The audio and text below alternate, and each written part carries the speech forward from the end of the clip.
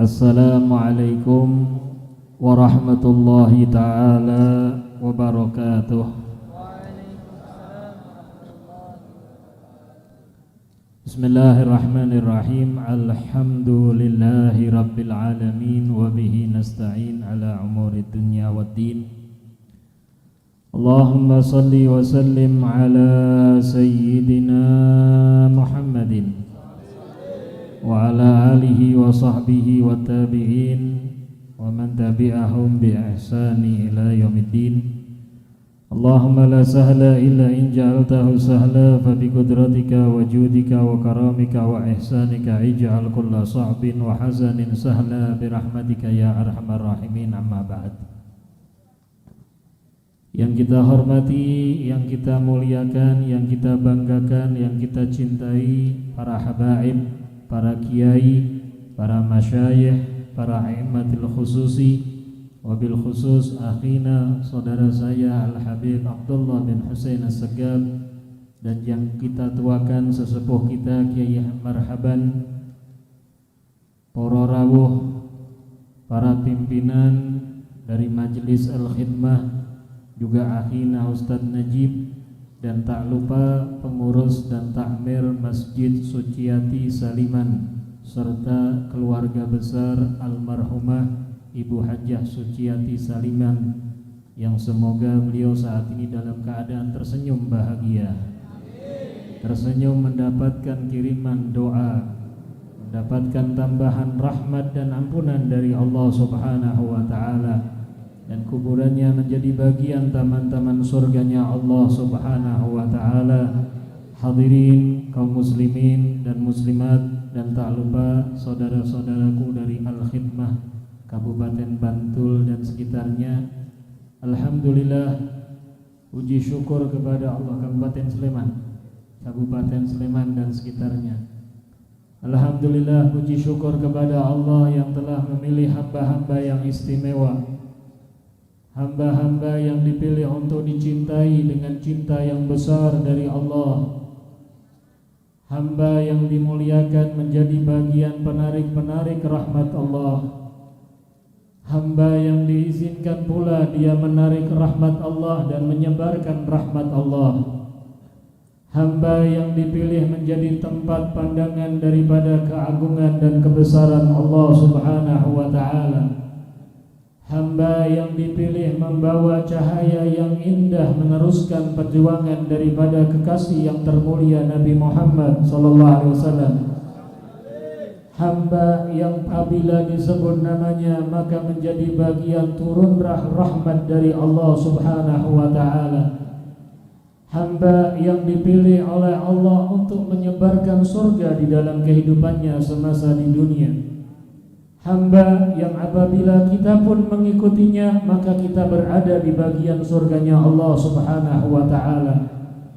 Puji syukur kepada Allah Subhanahu wa ta'ala yang mengizinkan kita malam hari ini berada di dalam rumah Allah, di bagian daripada rumah Allah Subhanahu wa ta'ala, tempat yang paling dicintai oleh Allah Subhanahu wa ta'ala, sebagaimana yang disabdakan oleh Nabi sallallahu alaihi wa alihi wa sahbihi wasallam, ahabbul bilad ilallahi masajiduha, tempat yang paling dicintai oleh Allah adalah masjid-masjidnya Allah, masjid yang dibangun dengan dasar takwa, masjid yang dibangun untuk kumpulnya hamba-hamba Allah beribadah kepada Allah, masjid yang diharapkan yang masuk ke dalamnya maka dia tinggalkan dunia dan dia datang kepada sang pemilik dunia, masjid yang apabila kita datang kepadanya untuk menjadikan dahi kita,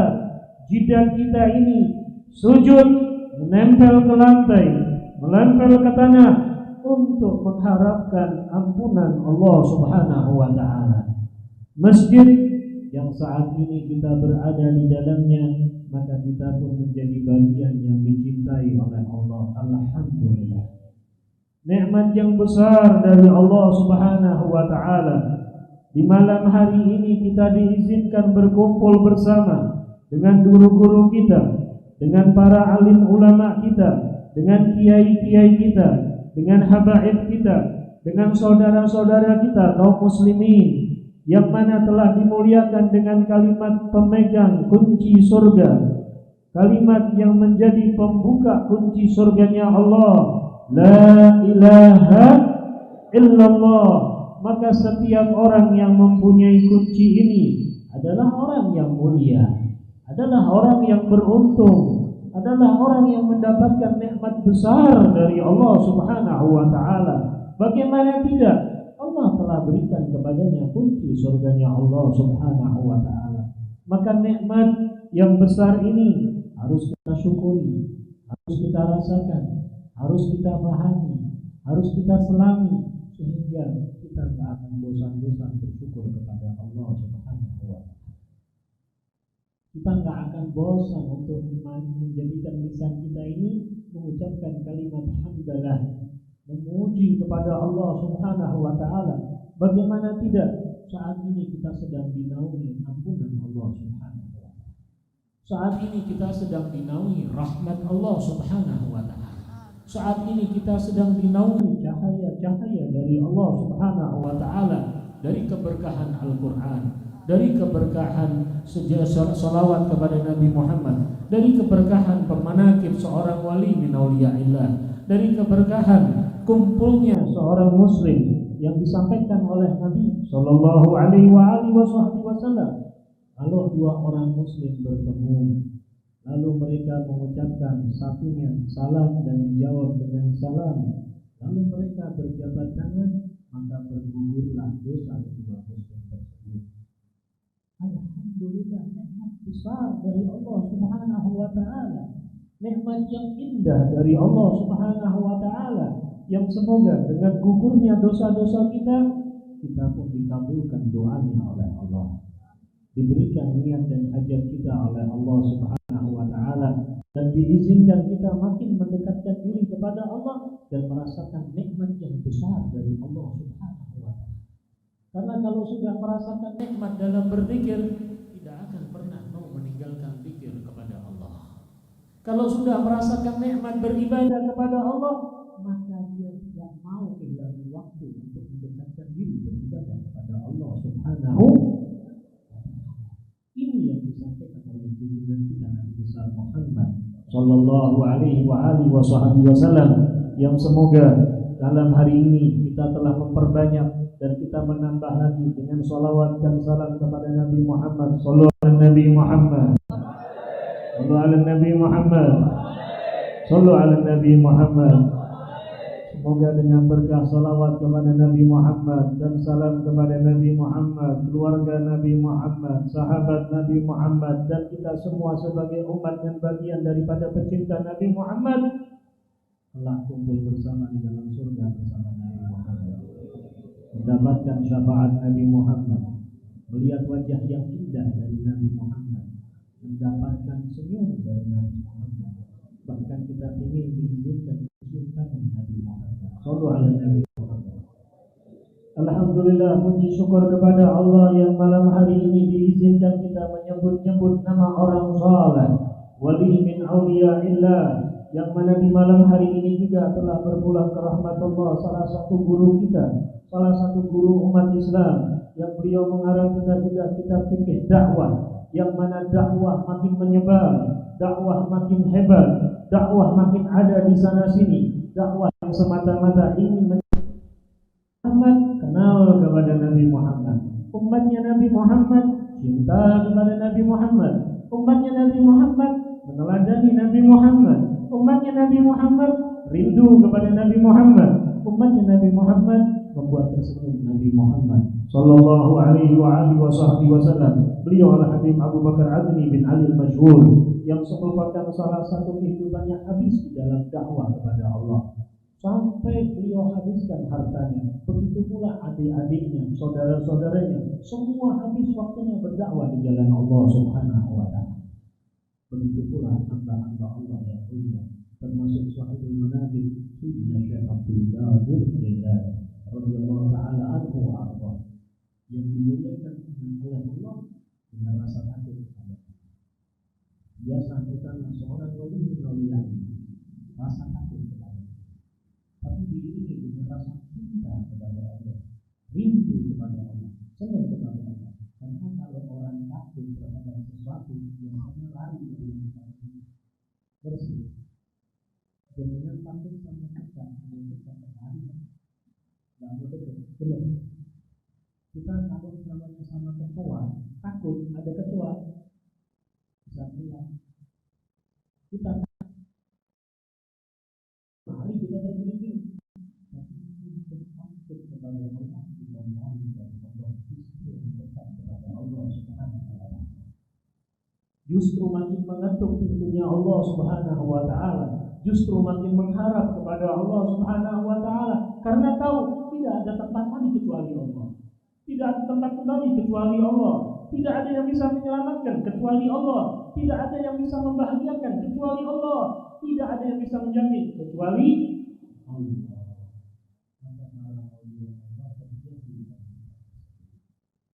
Dan biasanya orang kalau sudah takut, kadang kelihatan nggak mau. Benar kan? Jangan takut tapi sama kecoa. Ada kecoa takutnya minta ampun. Kecoanya udah bilang masih takut. Kadang masih merinding. Benar begitu. Sayyidina Umar bin Khattab radhiyallahu taala anhu wa arda, takutnya kepada Allah, enggak ketulungan. Nangisnya biasanya nangis susah.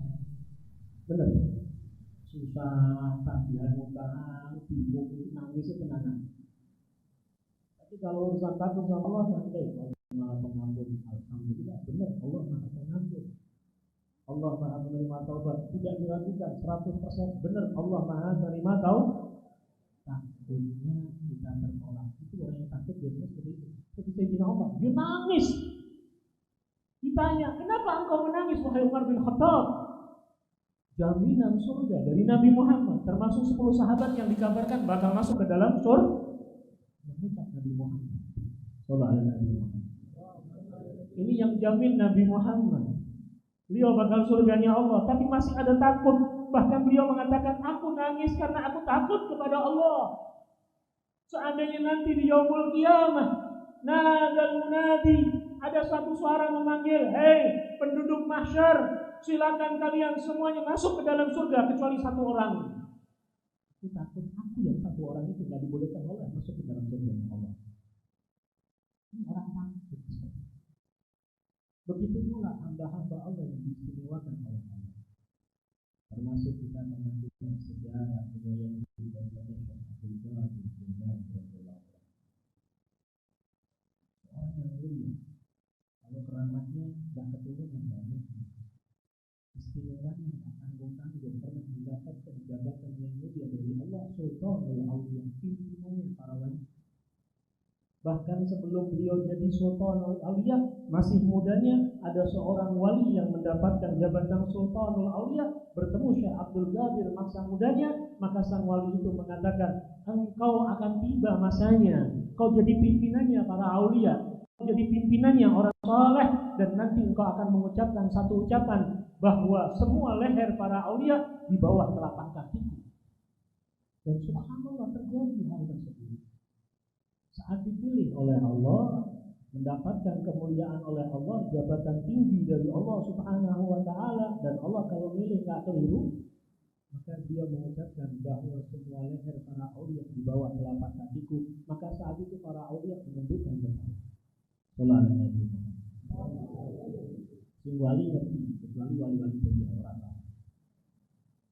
Maka banyak saat itu di masa beliau mengucapkan itu, di masa beliau, di zaman beliau, para aulia yang jabatannya wali min auliyaillah menundukkan kepala, memberikan penghormatan. Bahkan banyak yang saat wali sedang mengada di majlisnya menundukkan kepala, maka muridnya bertanya, wahai guru, kenapa engkau menundukkan kepalamu padahal tidak ada apa-apa? Maka sang guru menjawab, benar, ini tidak apa-apa, cuma aku memberikan penghormatan. Saat ini seorang pimpinan wali namanya Abdul Qadir Al-Jailani tinggal di kota Baghdad. Beliau mengatakan semua leher para aulia di bawah telapak kakiku. Kami membenarkan ucapan itu dan kami mengikutinya. Sallallahu alaihi wasallam. Tapi bukan beliau santai-santai. Kita baca di mana beliau 40 tahun tidak pernah batal dari Isya sampai subuh. Kalau kita alhamdulillah maghrib sampai isya. Mau baca manhaj, baca sejarah, aulia, ambil manfaat, ambil pelajaran. Jadikan itu semua bagian dari kita. Alhamdulillah Allah masih memilih wali-walinya. Allah masih mengambil kekasih-kekasihnya. Allah masih menunjuk kekasih-kekasihnya bagi mereka yang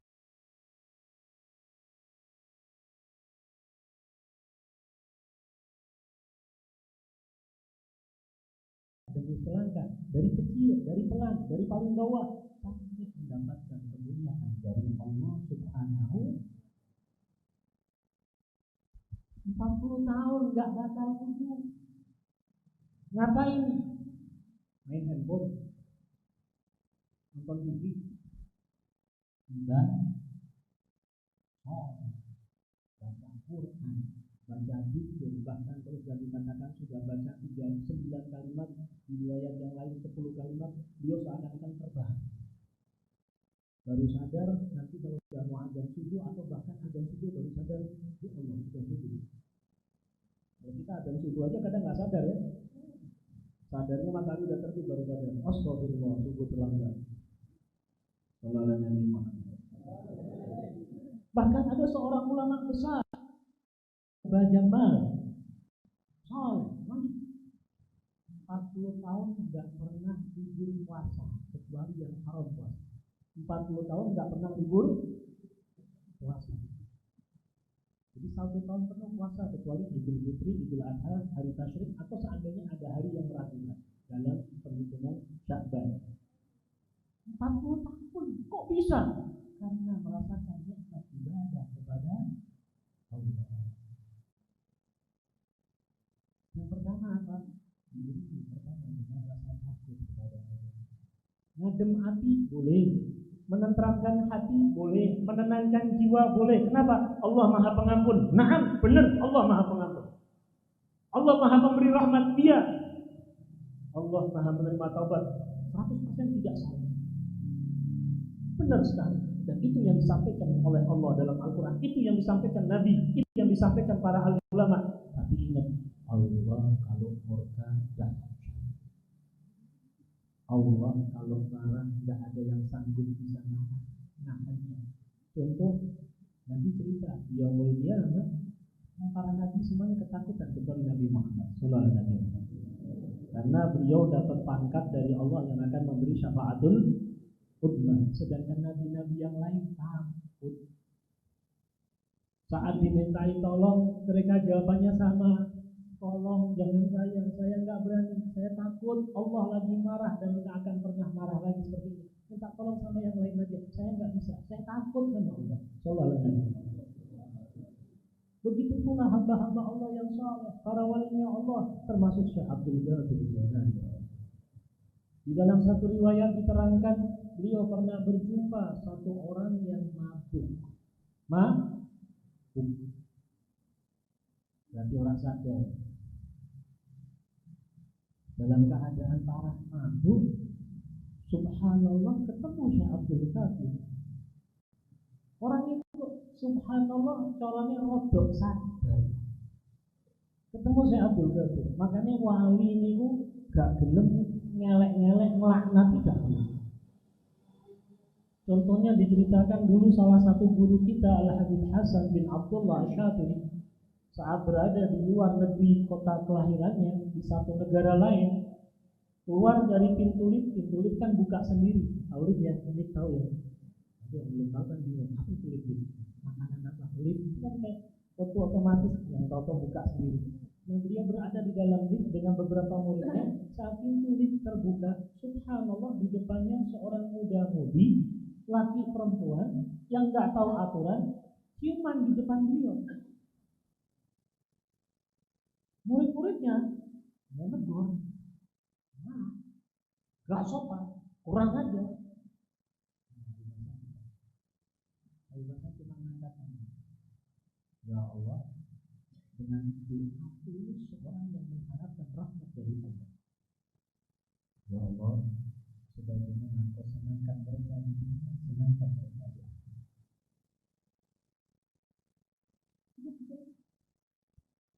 Nggak pakai diceramahi, nggak disalah-salahin, nggak ditegur.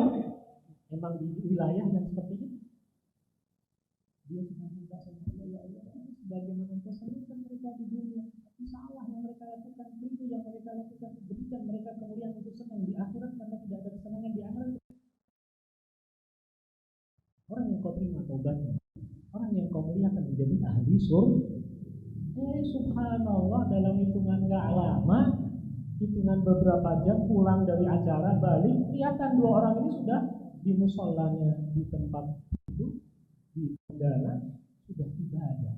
Nah, takut, minta ampun sama Allah Subhanahu wa ta'ala. Ini orang-orang yang mulia di mata Allah, tugasnya menyebarkan rahmat. Begitu pula Syekh Abdul Ghani. Jalan riwayat diceritakan dia ketemu orang mabuk ini agak sadar, ngomong berbisik sama Syekh Abdul Ghani.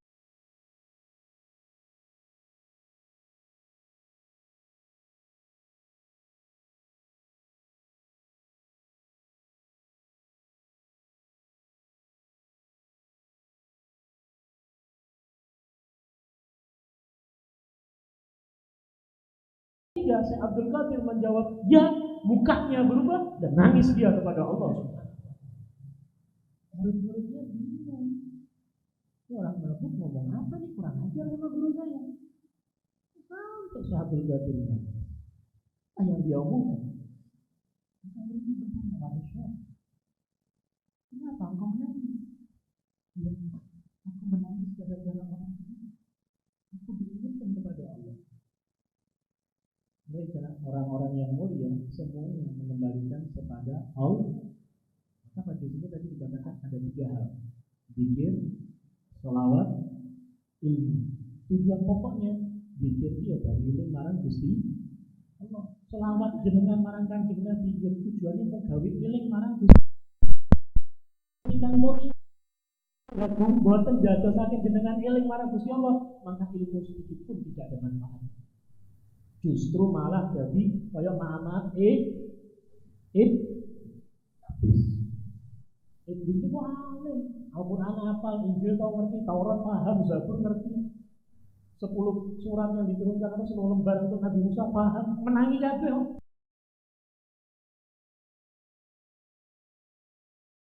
Yang Adam dia tahu kemuliaan yang Allah berikan kepada para nabi, bahkan Nabi Muhammad lahirnya dia ngeliatin. Tapi ilmunya tidak sedikit menjadi ilmu marah Gusti, malah som kilo, sak kilo. Saat belajar ilmu yang dijadikan dia makin takut kepada Allah. Wahai guru, apa yang diajarkan orang itu sehingga engkau jadi takut sama Allah? Ya, yang pertama saat aku berjumpa dengannya, dia kelihatan sedang dalam keadaan mabuk, sadarkan diri, tahu-tahu dia ngucap sama aku. Dia kenal ini siapa? Dengan pakaianku yang seperti ini, maka dia mengenali aku seorang yang beribadah kepada Allah. Maka berkata sang orang tadi yang mabuk, ya Syekh, apakah kalau seandainya aku bertaubat mohon ampun kepada Allah, apakah Allah berkenan mengampuni dosaku dan dosaku dihapus oleh Allah? Iya, gampang itu bagi Allah, sangat mudah. Innallahu ghafurun, Allah maha pengampun, maha penyayang. Qabil taubat, menerima taubat seorang hamba, bahkan bisa merubah dosa-dosamu diganti menjadi pahala yang tinggi di sisi Allah. Bahkan kau menjadi bagian orang yang dicintai oleh Allah. Innallaha yuhibbut tawwabin wa yuhibbul mutatahhirin. Allah cinta sama orang yang bertobat kepada Allah. Yang kedua, dia ngomong, mungkin dia lihat diriku, orang yang dekat sama Allah, yang selalu beribadah, mungkin dia lihat itu, maka dia merasakan asyik, dia merasakan senang, dia kepingin, ya Syekh, apakah bisa Allah merubah saya seperti Anda? Dia berkata, iya bisa. Kalau kau mau menjadi orang yang mulia, maka muliakan dirimu menjadi orang yang dekat kepada Allah. Kalau kau ingin mulia, ikuti perjalanan orang-orang yang mulia di mata Allah. Kalau kau ingin menjadi orang yang beruntung, jadikan dirimu beruntung dengan ampunan dan rahmat Allah. Iya bisa Allah merubah dirimu sebagai ampunan. Tapi pertanyaan, inilah yang aku takut. Kalau begitu ya, apakah bisa Allah menjadikan dirimu yang mulia seperti ini menjadi orang yang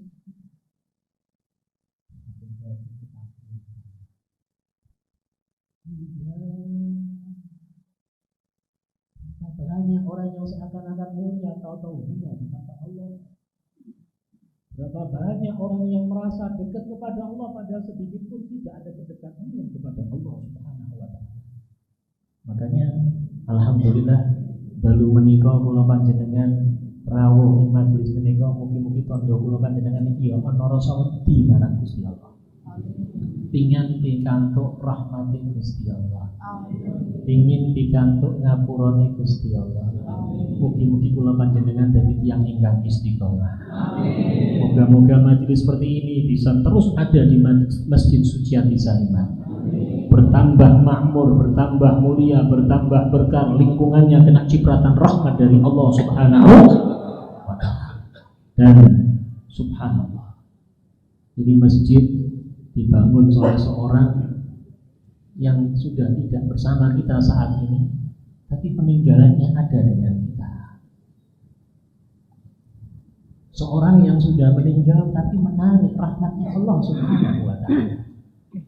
Mungkin dikenalnya orang biasa, bukan ahli ibadah, tapi membuat tempat ibadah bagi orang-orang yang ingin beribadah.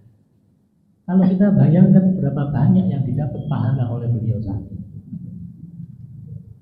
Ya kira-kira terus awalnya dimiliki cemburu apa ora? Cemburu paham apa betul? Kalau kowe untuk suatu pahala kecil aku yo kepingin ceritanya terus piye? Lah apa sing dilakoni awake dhewe? Apa yang kita lakukan? Pancing diri kita untuk mulia di mata Allah, pancing diri kita untuk dapat kebesaran dari Allah, pancing diri kita untuk menjadi orang yang beruntung dari Allah. Sehingga apa?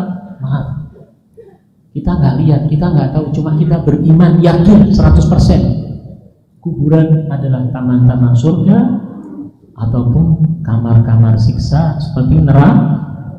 Terus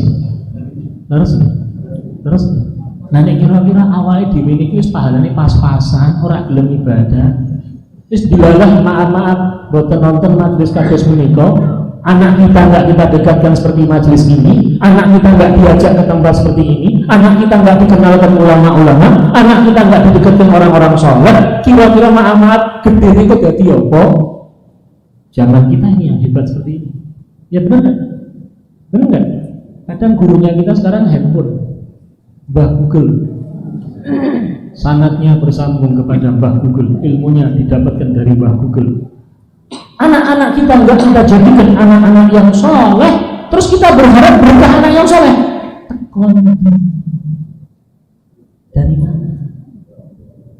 Makanya ada cerita orang soleh, ada kehidupan orang soleh, ada kehidupan orang beruntung. Merio ini bahasa Indonesia apa? Ini tapi subhanallah mendatangkan pahala.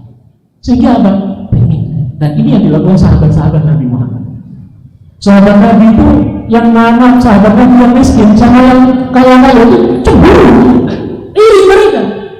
Sampai mereka datang ke Rasulullah, ya Rasulullah, dhahaba ahlul fujur bil ujur. Ya Rasulullah, mereka orang-orang yang kaya di antara kami dapat pahala yang banyak. Bisa bersedekah, mereka pada sama, sholatnya sama seperti kami, puasanya sama, mereka bersedekah dengan hartanya banyak, mereka buat sesuatu. Lah kami bagaimana ya Rasulullah?